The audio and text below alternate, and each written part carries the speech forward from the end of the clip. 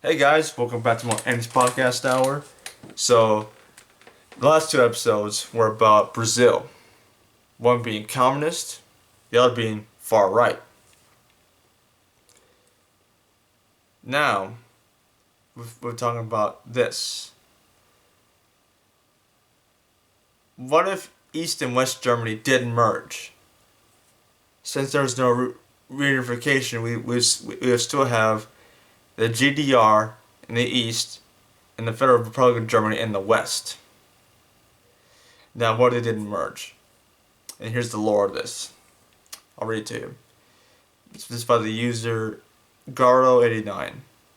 After the fall of the Berlin Wall, the GDR began an accelerated transformation into a democratic capitalist state. Despite the will of some politicians from both German states to bring about reunification, and ultimately never happened. This was due to the fears of some West German citizens and politicians that the costs of transformation of the GDR, both infrastructural and social, would be unbearable for the state budget and would take the toll on people's living standards. These fears were effectively exploited by the first populist party in post-war Germany, the AfD, Alternative for Germany, which is like one of the minor parties. Well, it's still like in the opposition here. Well, in Germany today, that the SPD, the Greens, and the Free Party of Germany, or the FPD, which is like a tripartite coalition, and the CSU and the AfD are opposition parties. I don't know this stuff. Simple. I read on Wikipedia. Alright, I'll turn for Germany, which launched an anti-reunification campaign mainly in the form of leaflets and its own newspaper distributed for free on the streets. The formation of this force was questionable due to unclear financial links with the Stasi and the Soviet Union. The second factor of this was fear of the majority of the East German population of lacking the skills needed to compete in the labor market with the West German population within a single state. The West Germans were, in the opinion of many East Germans, more marketable as they had always lived under capitalism. There was also concern about the condition of state-owned companies, which would be threatened with rapid liquidation and thus massive unemployment. This fueled by some activists in the dissolved Communist Party, which had split into the more liberal pro-Western Democratic Socialist Party and the Populist People's Defense Party, which called for delaying reunification until the GDR was ready for it, quote-unquote, on equal footing with West Germany. The last sentence also belonged to the former World War II victors. The USSR did not want reunification, hoping to be able to influence the GDR, nor was Britain keen on it, fearing the weakening of its power in the EU, the face of German reunification. Instead, reunification was supported by France in the name of continuing post-war reconciliation, but the US, which wanted to mark its victory over the USSR in this way. Among the vociferous opponents of reunification was also Poland, which was vociferously expressed concerns about the domination of reunified Germany over Europe and feared the imbalance at a time when the Eastern European states were also undergoing a rapid transformation from satellites of the USSR to free states. Eventually, the 4+2 conference agreed that the GDR and West Germany would remain separate states. At the same time, the GDR pledged to complete democratization and settle accounts with its communist past. In return, the Western countries, West Germany, France, Britain, assured of their readiness to undertake accession talks with NATO and the EU once transmission of the GDR was complete. In 1991, the Constitution of the GDR was amended, changing the flag allowing the example of one of the proposals of the times of World War II to the flag of post-war United Democratic Germany. A new coat of arms was also adopted, modeled on the 19th century German Confederation. The bicameral parliament was restored, the banknote designs were changed, above all the name of the country was changed. After a stormy discussion between opponents and supporters of the change, the name the German Elbow Republic was established. After 1989, each of the countries of the former Eastern Bloc developed differently, but the history of the GDR was close to Slovakia. Similarity resulted from the delay of reforming the state in relation to Poland, Czech Republic, or Hungary.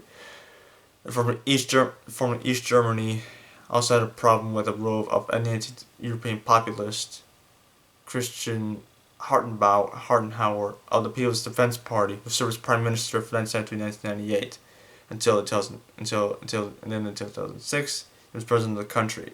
His views and activities in power caused delay during the European Union, It happened in 2007 together with Bulgaria and Romania. The inheritance of his role was awakening and sustaining anti-American sentiments, as a result of which the country refused to join NATO. The state was economically weak. Investments from Western Germany were initially accepted, but under Hauenhauer's rule, regulations were introduced to hinder this underslogan of production of employees in native companies. As a result, a large wave of investments were directed to Poland and the Czech Republic. It was only after joining the EU that the country began to catch up and become one of the leaders in economic growth, thanks to Angela Merkel's policy.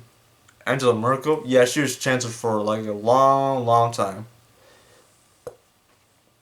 At the time, the country was compared to Romania, which was developing at a similar fast pace at the time. Despite this, the country was still the fifth poorest country in the EU in 2002. So this is right here, the German Republic of Elba, right there. It's an independent country, East Berlin. This was a federal Marxist-Leninist part Socialist Republic for 1949 and 1952. A unitary, a one-party Marxist-Leninist Socialist Republic for almost like 3 decades. And a federal parliamentary republic 1990. So the president of the republic was Wilhelm Pieck, and the president of the minister is basically like the prime minister. The constitution adopted a president in the Berlin crisis, peace treaty with the FRG, into the UN peace revolution, followed the Berlin Wall, treaty on good neighborhood with West Germany, into the EU. Yep. So there it is, guys. If East Germany and West Germany never unified, 2 separate German states.